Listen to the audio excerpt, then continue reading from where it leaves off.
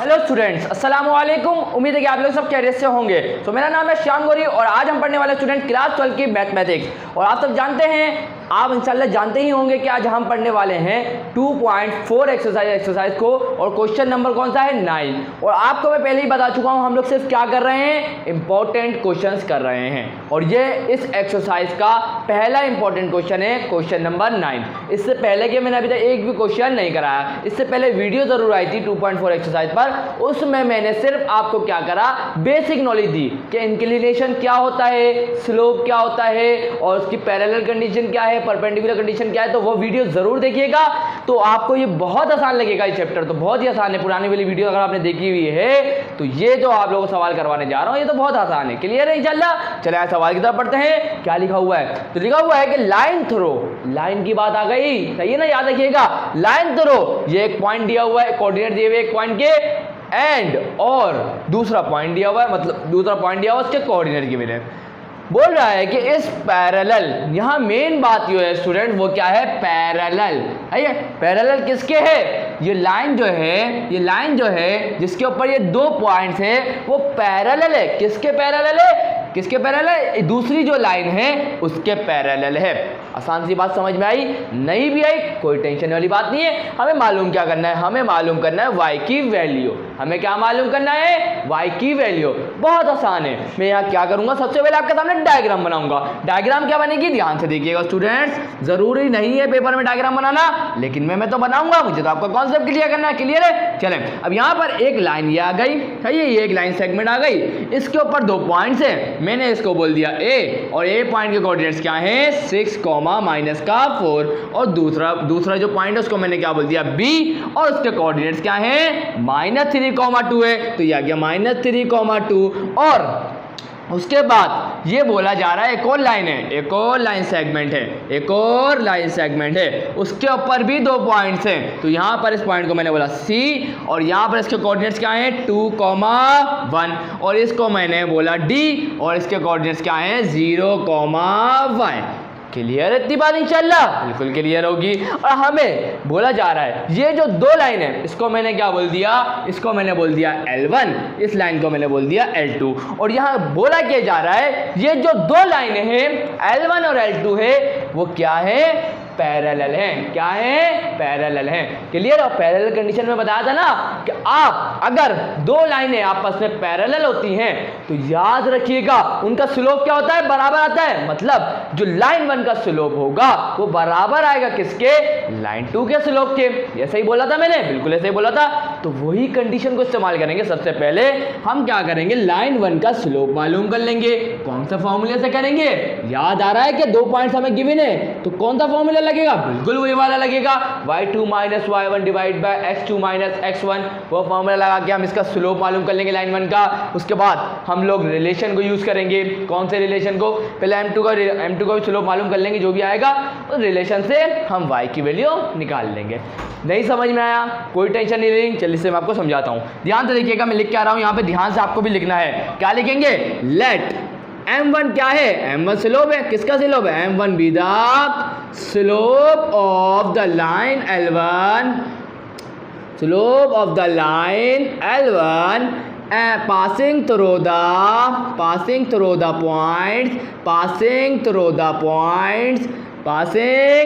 points। कौन से पॉइंट्स हैं, अभी बताया था ना, ए के कोऑर्डिनेट्स क्या हैं, -3, 2 है। सॉरी -3, 2 नहीं है, चले अब ये लिखे भी ना तो मसला नहीं है। Passing through points A and B. Clear है। चलें अब यहाँ पर मैं क्या करूँगा स्टूडेंट, स्लोप का फॉर्मूला यूज करूँगा। तो पहले मैं यहाँ लिखूँगा हेयर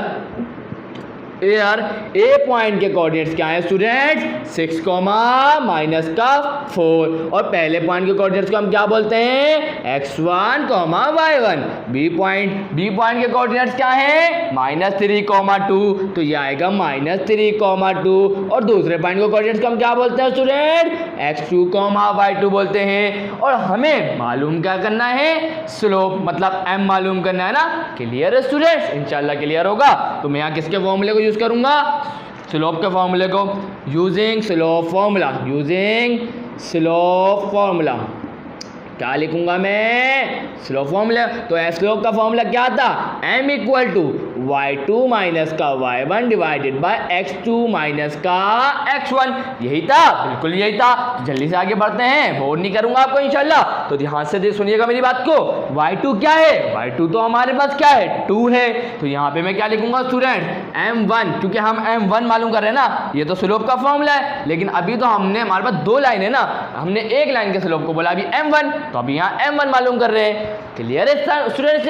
अब देखिए y2 क्या है? y2 हमारे पास क्या है? 2 है। तो यहाँ पे क्या आ जाएगा? 2 आ जाएगा। उसके बाद क्या? माइनस, ये आ गया माइनस। और y1 क्या है? y1 हमारे पास माइनस का 4 है। तो यहाँ पर ब्रैकेट बना के फिर माइनस का 4 लिखिएगा। इतनी बात क्लियर है? इंशाल्लाह क्लियर होगी। आगे देखते हैं x2 क्या है हमारे पास? माइनस का 3 है। तो यहाँ पे क्या लिखूंगा मैं? माइनस का 3। उसके बाद माइनस है ना, ये आ गया माइनस। उसके बाद क्या है? x1 क्या है? माइनस का 4 है। सॉरी, x1 क्या है? 6 है हमारे पास। x1 क्या है? 6 है हमारे पास। तो ये क्या आ जाएगा? 6 आ जाएगा। इसको फर्दर जरा सॉल्व कर ले। बिल्कुल कर लेते हैं। ये आ गया 2 माइनस माइनस प्लस, ये आ गया 4 और माइनस माइनस प्लस, ये आ जाएगा माइनस का 9। क्योंकि 6 और 3 कितने होते हैं? 9 होते हैं ना। ये आ गया 9, दोनों के बाद माइनस था तो ये आ गया माइनस। उसके बाद आगे फर्दर सॉल्व करेंगे। 4 + 2 कितना होता है? 6 होता है। और 6 डिवाइड बाय माइनस का 9, 3 2 = 6, 3 3 = 9। तो हमें क्या मिल गया? m1 की वैल्यू माइनस का 2 डिवाइडेड बाय 3। तो ये हमारे पास स्लोप किसका आ गया स्टूडेंट? m1 का, मतलब लाइन 1 का स्लोप हमारे पास आ चुका है। अब क्या करेंगे स्टूडेंट? बिल्कुल कोई मुश्किल काम नहीं करेंगे। अब मैं यहाँ लिखूंगा student let m2 be the slope of line 2, है ना, passing through the points,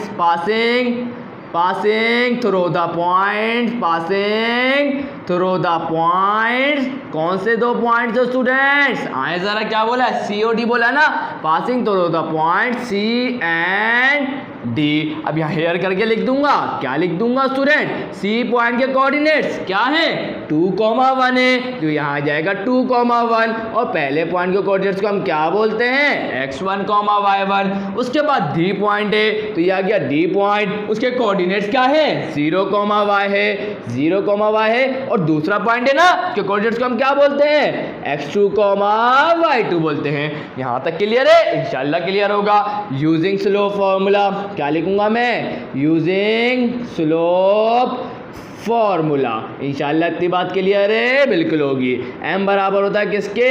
y2 minus का y1 divided by x2 minus का x1। यही होता है, बिल्कुल यही होता है। आए जरा, और यहाँ पर हम क्या मालूम कर रहे हैं? m2 मालूम करना, तो ये आ गया m2 आ गया। उसके बाद y2 क्या है? y2 हमारे पास क्या है? y है। y2 क्या है? y है। तो ये आ गया y माइनस का y1 क्या है? y1 हमारे पास 1 है। तो ये आ गया 1 डिवाइडेड बाय x2 क्या है? x2 हमारे पास क्या है? 0। तो ये आ गया 0। उसके बाद माइनस x1 क्या है? x1 हमारे पास क्या है? 2 है। तो ये आ गया 2।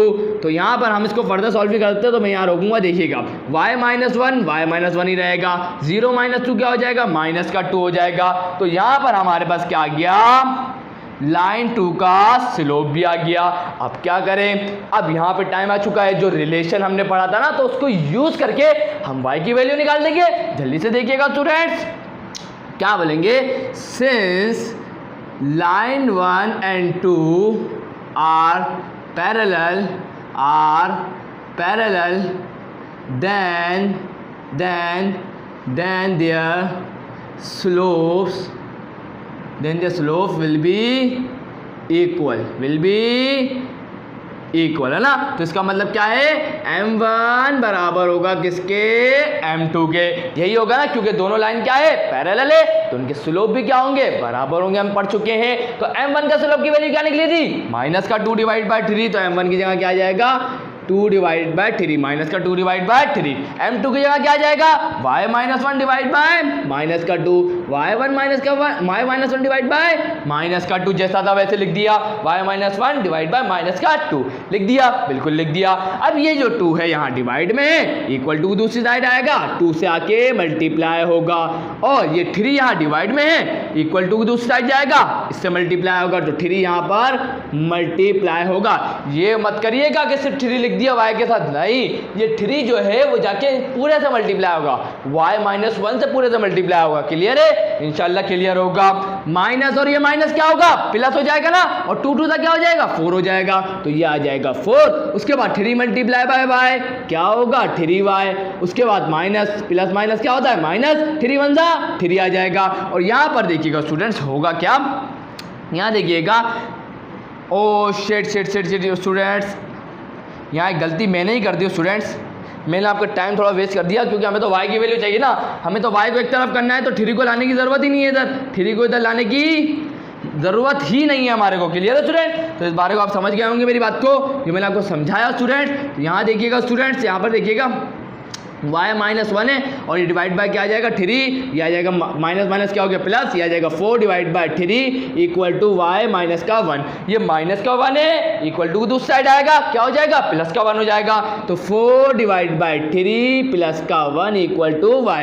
अब यहाँ एलसीएम ले लेंगे, तो आगे करवाने के लिए जगह कम पड़ी है, तो यहाँ करवा देता हूँ, यहाँ करवा रहा हूँ आगे, ध्यान से देखिएगा, ये 3 यहाँ पर ये ऐसा लिखा हुआ 4 डिवाइड बाय 3 प्लस का 1 इक्वल टू y है। अब यहाँ एलसीएम लूंगा, तो 1 के डिवाइड में क्या है, 1 है, तो यहाँ पे अब मैं 3 को क्या करूँगा, इससे मल्टीप्लाई कर दूंगा। क्लियर है? और 1 को इससे मल्टीप्लाई कर दूंगा, और इन दोनों को आपस में मल्टीप्लाई कर दूंगा, तो इस तरीके से एलसीएम लिया जाएगा। तो यहाँ देखिएगा 1 मल्टीप्लाई बाय 4 क्या होगा, 4 ही होगा, फिर प्लस आएगा, 3 मल्टीप्लाई बाय 1 क्या होगा, 3 होगा, डिवाइड बाय 3 मल्टीप्लाई बाय 1 3 होगा, तो इक्वल टू y। 4 + 3 कितना होता है, 7, और 7 डिवाइड बाय 3 हमारे पास y की वैल्यू आ जाएगी। हमारे पास y की क्या वैल्यू है student, 7 divided by 3 I.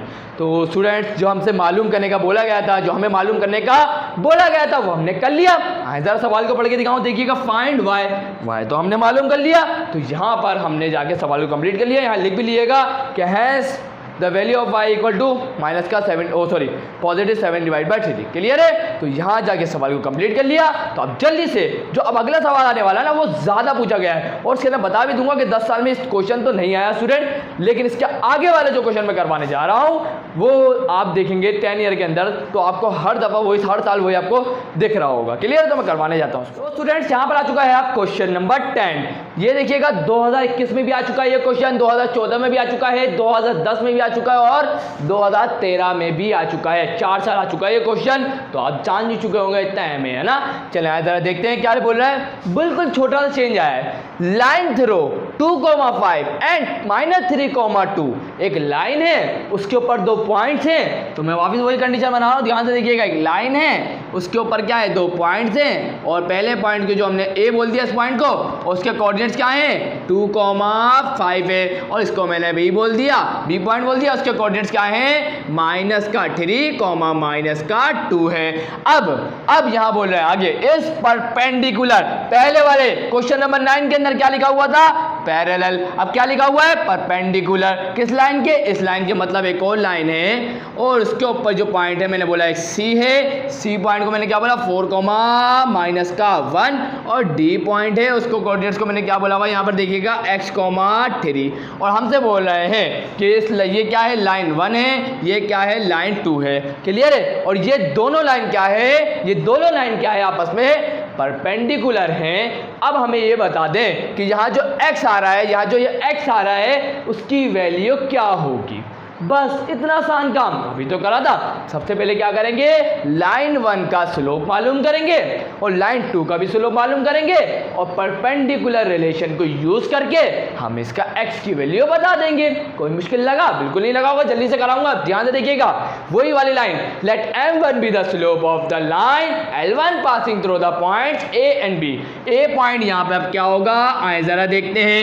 a point क्या है, 2,5 है, तो क्या लिखूंगा यहाँ पर, 2,5 लिखूंगा, और पहले पॉइंट के कोऑर्डिनेट्स को हम क्या बोलते हैं स्टूडेंट्स, x1, y1। उसके बाद b पॉइंट के कोऑर्डिनेट्स क्या हैं, आइए जरा देखते हैं। -3, -2 है, तो ये आ गया -3, -2, और दूसरे पॉइंट के कोऑर्डिनेट्स को हम क्या बोलते हैं, x2, y2 बोलते हैं। अब स्लोप के फॉर्मूले को यूज करेंगे, आगे फर्दर सॉल्व करेंगे। तो यहाँ पे सुनिएगा मेरी बात को, ये m1 बोला है ना हमने, इसके स्लोप को, लाइन 1 के स्लोप को हमने क्या बोला है, m1, है ना, लिखा हुआ है ना, देखिए। क्लियर है? तो अब यहाँ पर देखिएगा, y2 क्या है, y2 हमारे पास माइनस का 2 है, तो यहाँ पे क्या लिखूंगा माइनस का 2। उसके बाद यहाँ माइनस है, ये आ गया माइनस। y1 क्या है, y1 हमारे पास क्या है 5 है, तो ये आ जाएगा 5 डिवाइडेड बाय x2 क्या है माइनस का 3 है, ये आ जाएगा माइनस का 3 माइनस फॉर्मूले का। क्लियर है। x1 क्या है 2 है, तो ये आ जाएगा 2। इसको फर्दर सॉल्व करते हैं। आ जाए माइनस माइनस क्या होता है प्लस होता है, तो ये आ जाएगा माइनस का 7 डिवाइड बाय माइनस माइनस क्या होता है प्लस होता है, तो 3 + 2 क्या होता है 5, तो ये आ जाएगा माइनस का 5। माइनस से माइनस हो जाएगा कैंसिल और हमें m1 क्या मिल जाएगा 7 डिवाइडेड बाय 5 मिल जाएगा। यहाँ तक कोई मसला इंशाल्लाह नहीं होगा। तो ये हमारे पास आ गया m1 की स्लोप की वैल्यू, मतलब लाइन 1 के स्लोप की वैल्यू हमारे पास आ गई। क्लियर है यहाँ तक, इंशाल्लाह क्लियर होगा। अब क्या करेंगे, अब यहाँ लिखेंगे let m2 be the slope of line L2 of line L2 passing through the point C and D। C और D से पास हो रही है ना लाइन। चले अब यहाँ पर ध्यान से देखिएगा, जो पॉइंट है वो लाइन 2 से पास हो रहा है इसलिए लिख दिया। क्लियर है। अब सी पॉइंट के कोऑर्डिनेट्स क्या है स्टूडेंट्स, आइए जरा देखते हैं। 4, -1, तो ये आ जाएगा 4, -1 और इस पॉइंट के कोऑर्डिनेट्स को क्या बोलते हैं, पहले पॉइंट के x1, y1 बोलते हैं। उसके बाद डी पॉइंट के कोऑर्डिनेट्स हमें क्या गिवन है, आइए जरा देखते हैं। x, 3 है, तो ये आ जाएगा x, 3 और दूसरे पॉइंट के कोऑर्डिनेट्स को हम क्या बोलते हैं x2, y2। इंशाल्लाह तक क्लियर है, बिल्कुल क्लियर होगा। हम स्लोप का फॉर्मूला यूज करेंगे, उसके बाद आगे सॉल्व करते हैं। तो अब जो लाइन 2 का हमने स्लोप को क्या बोला था m2 बोला था, बिल्कुल याद है ना, बिल्कुल याद होना चाहिए। y2 क्या है 3 है, y2 क्या है 3 है, तो ये आ जाएगा 3 माइनस y1 क्या है माइनस का 1 है, तो ब्रैकेट में माइनस का 1 डिवाइडेड बाय x2 क्या है, x2 हमारे पास x है, ये आ गया x माइनस x1 क्या है 4 है, तो ये आ जाएगा 4। तो m2 को हम फर्दर सॉल्व कर लेते हैं। माइनस माइनस प्लस हो जाएगा, 3 + 1 क्या होगा 4 हो जाएगा। माइनस माइनस प्लस हो गया, 3 + 1 क्या हो गया 4 हो गया। और यहाँ डिवाइड में क्या है x - 4, तो यहाँ पर हमारे पास क्या आ गया, हमारे पास सेकंड लाइन का स्लोप आ गया। अब हम क्या करेंगे, आखिरी काम रह गया, हम किस रिलेशन को यूज करेंगे, परपेंडिकुलर। क्यों, क्योंकि सवाल में गिवन है कि ये लाइन और ये लाइन दोनों क्या है आपस में परपेंडिकुलर है, और हमें पता है स्लोप की कंडीशन है परपेंडिकुलर वाली। अगर दो लाइन परपेंडिकुलर हैं तो उनके स्लोप क्या होंगे, उनके प्रोडक्ट का स्लोप का जो प्रोडक्ट होगा वो किसके बराबर आना चाहिए -1 के। तो बिल्कुल यही बात मैं करने जा रहा हूं। यहाँ पे देखिएगा, since line 1 and line 2 are parallel को हटा के मैं यहाँ क्या लिखूंगा स्टूडेंट्स, परपेंडिकुलर लिखूंगा स्टूडेंट, सही है ना। तो ये आ जाएगा परपेंडिकुलर, देन द प्रोडक्ट क्या लिखूंगा स्टूडेंट, यहाँ पर ध्यान से देखिएगा, then the product of their slopes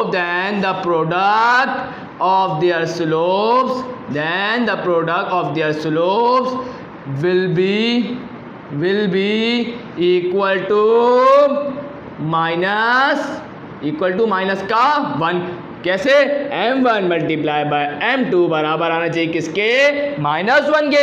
यही तो पढ़ा था ना हमने, बिल्कुल यही पढ़ा था। अब बस m1 के स्लोप की हमने क्या वैल्यू निकाली, ये रही 7 डिवाइड बाय 5 है, तो ये आ जाएगा 7 divided by 5 multiply by m2 हमारे पास क्या है 4 divided by x - 4 divided by x - का 4 इक्वल टू माइनस का 1। हमें काम क्या करना है, हमें तो x की वैल्यू चाहिए, बिल्कुल चाहिए। तो ये जो x - 4 है यहाँ पर डिवाइड हो रहा है, इक्वल टू की दूसरी साइड जाएगा क्या होगा मल्टीप्लाई होगा। और यहाँ देखिएगा 7 4 का क्या होता है 28 होता है, और डिवाइडेड बाय 5 इक्वल टू ये जो x - 4 है जाके किससे मल्टीप्लाई होगा माइनस के 1 से। डायरेक्ट जाके मल्टीप्लाई नहीं करिएगा, पहले इसको वहां भेजिएगा। क्लियर है, आगे देखते हैं। आगे यहाँ करवा दूं, यहीं करा देता हूँ एक स्टेप, ध्यान से देखिएगा। ये आ गया 28 divided by 5 equal to minus plus minus x 1 x minus minus plus 4 1 4। Clear है, हमें तो x की वैल्यू चाहिए और वो भी पॉजिटिव x की वैल्यू चाहिए। तो ये जो माइनस का x है इक्वल टू की दूसरी साइड ले आता हूँ, पॉजिटिव हो जाएगा। यहाँ करवा रहा हूँ, ध्यान से देखिएगा। यहाँ करवा रहा हूँ, ध्यान से देखिएगा। यहाँ पर जो है नेगेटिव एक्स है इक्वल टू दूसरी साइड आएगा, ये हो जाएगा पॉजिटिव, ये 4 वहीं पर रहेगा। उसके बाद ये माइनस का प्लस का 28 डिवाइड बाई 5 है, इक्वल टू की दूसरी साइड जाएगा, क्या हो जाएगा माइनस का 28 डिवाइड बाई 5, क्योंकि यहाँ क्या था प्लस का था, इक्वल टू की दूसरी साइड जाएगा माइनस का 28 डिवाइड बाई 5 हो जाएगा। तो यहाँ पर अब क्या लूंगा मैं एलसीएम लूंगा, बिल्कुल पता है ना एलसीएम लेंगे, कैसे लेंगे, ये 5 जाके 4 से मल्टीप्लाई होगा, ये 1 जाके 28 से मल्टीप्लाई होगा और ये दोनों आपस में मल्टीप्लाई होंगे। कर दूं, बिल्कुल कर देता हूं। 5 4 20 माइनस 28 मल्टीप्लाई बाय 1 क्या होगा 28 होगा, डिवाइडेड बाय 5 मल्टीप्लाई बाय 1 क्या होगा 5 होगा। तो x की वैल्यू आए जरा देखते हैं, 20 माइनस 28 हमें क्या मिलेगा माइनस का 8। क्यों, क्योंकि 28 बड़ा नंबर है, उसके साथ साइन कौन सा है माइनस का, तो एडिशन में जो भी बड़ा नंबर होता है उसका साइन लिखा जाता है। तो यहाँ देखिए आ गया। उसके बाद डिवाइड में क्या था 5 था, तो ये हमारे पास स्टूडेंट क्या आ गया x की वैल्यू आ गई, x की वैल्यू आ गई। तो हम यहाँ लिख देंगे बस hence x equal to minus का 8 डिवाइडेड बाय 5 आंसर। इंशाल्लाह आपको क्लियर है। उस वाले सवाल में भी जो मैंने अभी करा उसमें भी ऐसे लिख दीजिएगा हैंस x की क्या वैल्यू आई माइनस का 8 डिवाइड बाय 5 आंसर। इंशाल्लाह कोई मुश्किल लगी, बिल्कुल आसान सवाल था, बिल्कुल हलवा सवाल था। कोई मुश्किल लगी इंशाल्लाह नहीं लगी होगी तो अब जल्दी से और जो इंपॉर्टेंट क्वेश्चन है उनको भी कंप्लीट करते हैं। तो स्टूडेंट्स यहाँ पर आ चुका है अब क्वेश्चन नंबर 11 और ये आ चुका है स्टूडेंट्स 2015 में आ चुका है ये क्वेश्चन। सिर्फ मैं आपको ये बता रहा हूँ 10 साल के अंदर किस में आया, सही ना, पास पेपर में आ चुका है, लेकिन ये 10 सालों में 2015 के अंदर आ चुका है। क्लियर है, इंशाल्लाह क्लियर होगा। लेकिन 2015 में जब ये आया था तो जब याद रखिएगा पॉइंट थोड़े डिफरेंट दिए थे, ज़रूरी नहीं है पॉइंट सेम दिए जाए, लेकिन तरीका सवाल पूरा ऐसा ही है, लेकिन सर क्या है पॉइंट्स अलग अलग दिए हुए, तो कॉन्सेप्ट तो वही लगेगा ना, बिल्कुल इंशाल्लाह वही लगेगा। तो यहाँ देखिएगा स्टूडेंट्स, अब यहाँ करना क्या है, बोला ये जा रहा है स्लोप को यूज़ किया जाए। क्या बोला जा रहा है, स्लोप को यूज़ किया जाए और हमें साबित करके दिखाएं कि ये जो 3 पॉइंट्स हमें जो दिए गए हैं वो वर्टिसेस हैं। वो किसके वर्टिसेस है, राइट ट्राइंगल। तो अब यहाँ पर बताएं कि राइट एंगल ट्राइंगल क्या होता है। आप बोलेंगे सर राइट एंगल ट्राइंगल एक ऐसा ट्राइंगल होता है जिसमें एक दो साइड मतलब होती हैं, वो क्या होती है परपेंडिकुलर। ये जो लाइन है और ये जो लाइन है वो क्या होंगी परपेंडिकुलर। राइट एंगल ट्राइंगल में 2 साइड्स ऐसी होंगी जो आपस में क्या होंगी परपेंडिकुलर। मैं क्या बोल रहा हूं, राइट एंगल ट्राइंगल में याद रखिएगा कोई भी 2 साइडें क्या होंगी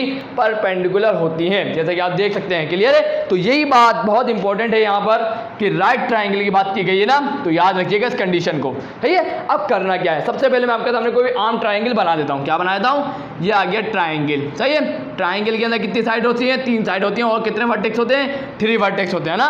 पहले जो पॉइंट के वर्टेक्स हमारे पास क्या है 6,5 है। दूसरे पॉइंट को मैंने बोला बी पॉइंट के वर्टेक्स क्या है, वर्टेक्स क्या है 3 - 3, 0 और 3 पॉइंट का वर्टेक्स क्या दिया हुआ हमारे को कोऑर्डिनेट्स का, यहाँ देखिए 4, -2।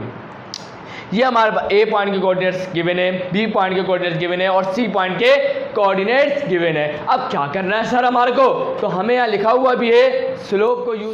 स्टूडेंट्स चले आगे बढ़ते हैं। क्या बोल रहा था मैं आपको, ये बोल रहा था कि ये जो 3 पॉइंट जो दिए गए हैं उसके कोऑर्डिनेट्स हमें पता है, हम क्या करेंगे, हमें करना क्या है, हमारा मेन मकसद याद रखिएगा स्लोप को यूज करके साबित करना है कि ये जो ट्राइंगल हमें जो दिया गया है, जो पॉइंट के ट्राइंगल के जो हमें वर्टिसेस दिए गए हैं ना स्टूडेंट, वो वर्टिसेस किसके हैं राइट एंगल ट्राइंगल के लिए। हमें प्रूफ किससे करना है स्लोप को यूज करते हुए। तो याद रखिएगा सबसे आसान काम बता रहा हूं, आप क्या करेंगे सबसे पहले ए बी मतलब ये जो लाइन 1 है इसको मैं बोल दूंगा लाइन 1, इसको बोलूंगा लाइन 2 और ये कहलाएगा लाइन 3। सही है, तो याद रखिएगा पहले तो हम ए बी के दरमियान से ए बी का स्लोप मालूम करेंगे, फिर बी सी का, फिर सी ए का। क्लियर है, इसके स्लोप को हम बोलेंगे m1, इसके स्लोप को हम बोल देंगे m2, इसके स्लोप को हम बोल देंगे m3। तीनों का जब स्लोप आ जाएगा हमारे पास तो फिर हम एक एक करके देखेंगे कि कौन सी 2 लाइनें परपेंडिकुलर है। अभी इस बारे में टेंशन नहीं ले, सबसे पहले हमारा काम क्या है स्लोप को मालूम करना ना। तो यहाँ देखिएगा सही है, तो यहाँ पे लिखूंगा मैं let m1 be the slope of a and b।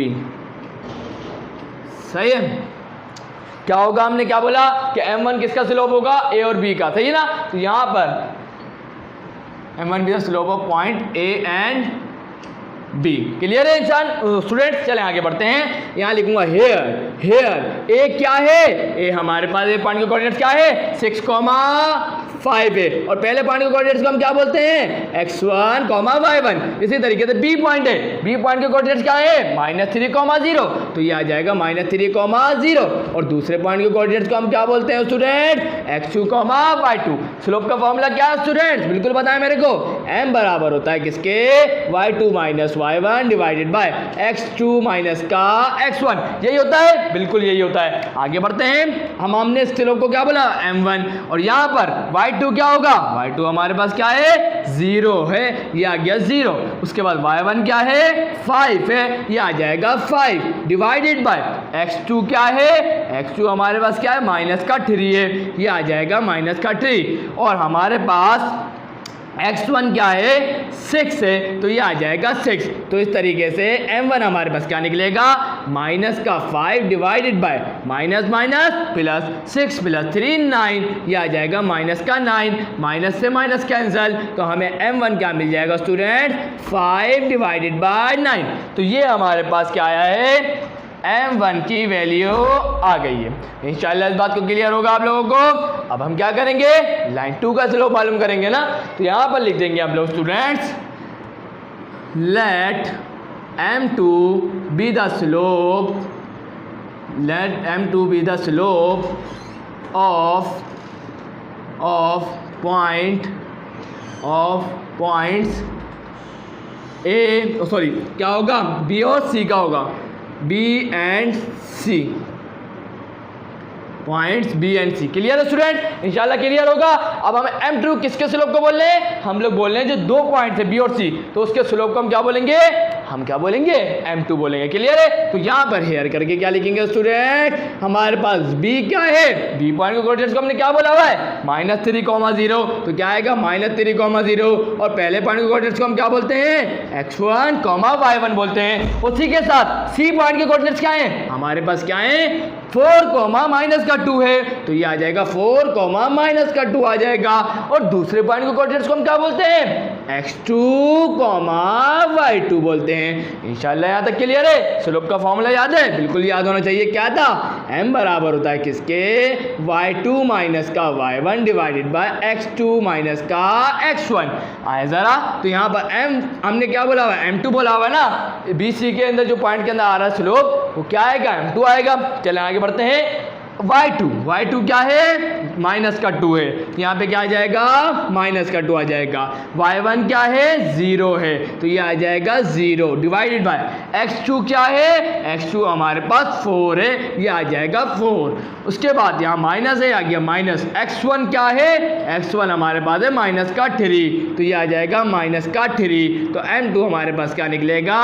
-2 divided by minus plus हो जाएगा और 4 + 3 क्या होगा? 7 हो जाएगा। तो ये हमारे पास क्या आ गया? -2 डिवाइड बाय 7 आ गया।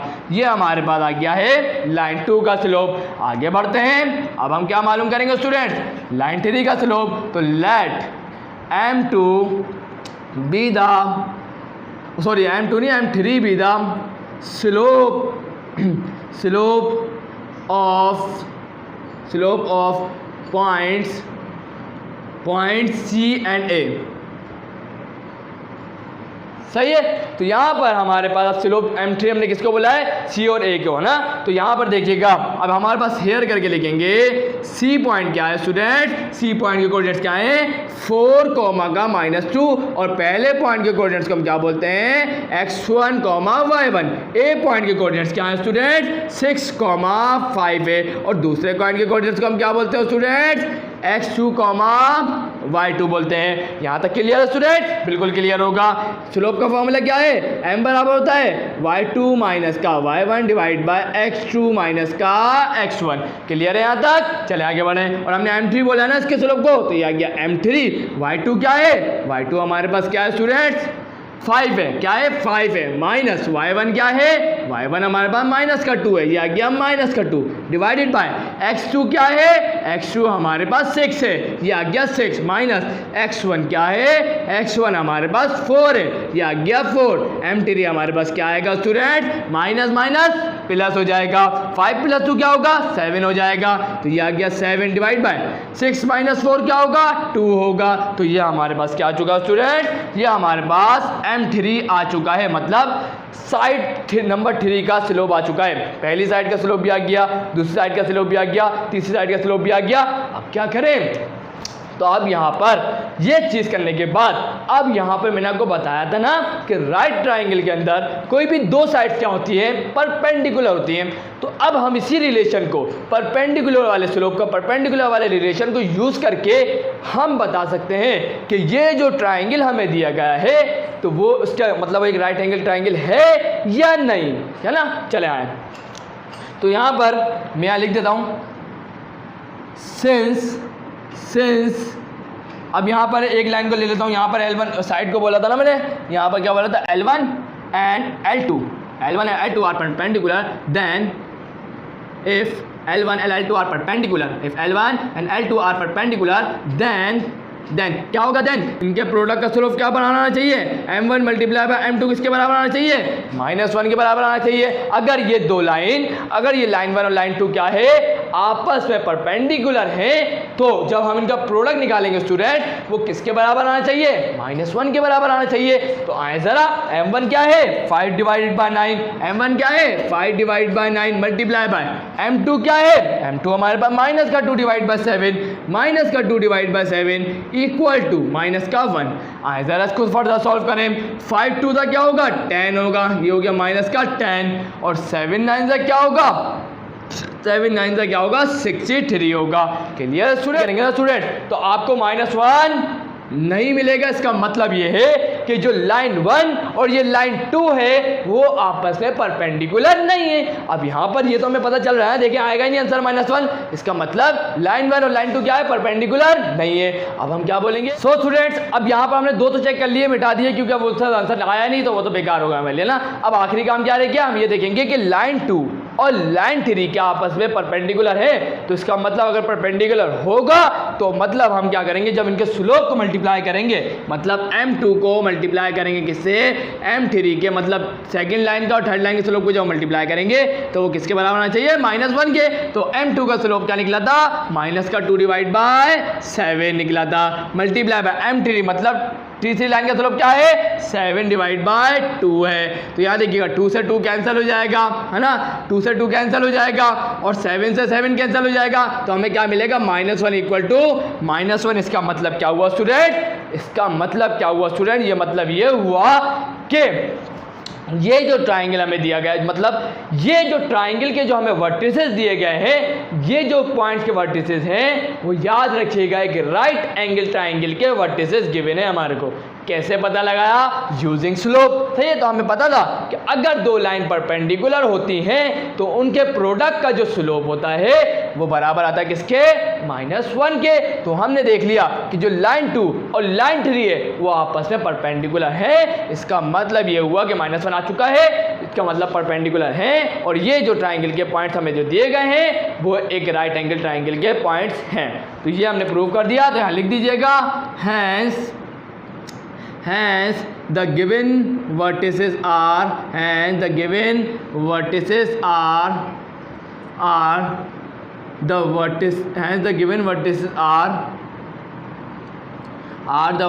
of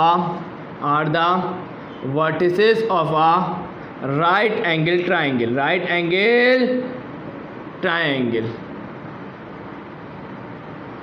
तो स्टूडेंट्स इंशाल्लाह आप लोग समझ में आ गया हमने कैसे काम किया। फिर समझा दूं एक दफ़ा, बिल्कुल आसान से काम किया।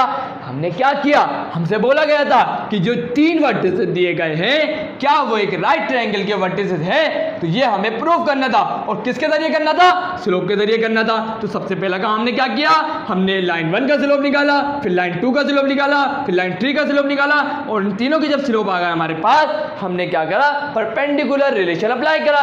क्यों करा? क्योंकि हमें पता है कि राइट एंगल ट्राइंगल में एक दो साइडें जो होती हैं वो क्या होती हैं, परपेंडिकुलर होती हैं।